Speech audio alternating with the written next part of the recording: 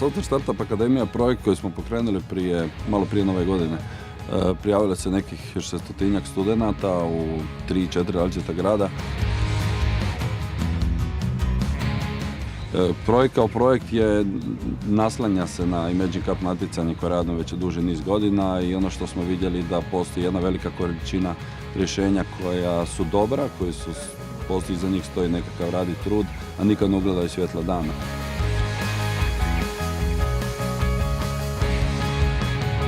Tehnički su sva rješenja bila stvarno dosta dobra, vrlo solidno napravljena. Ono što je činilo razliku su upravo to te dvije stavke, znači nekakav poslovni plan i sam način na koji je taj poslovni plan prikazan. Dečki, odnosno tim koji je pobijedio, Outthink je bio najkonkretniji u tome.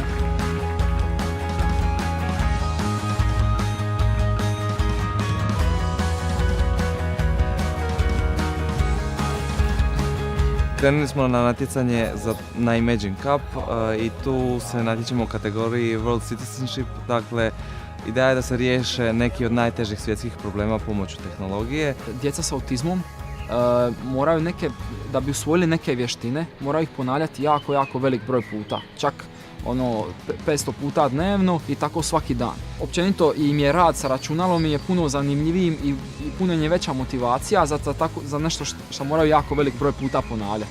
Najteži dio cijelog projekta je bilo zapravo što mi ne znamo puno toga o autizmu i morali smo pričati sa puno ljudi, pričali smo sa neuropedijatrima, psiholozima i tako.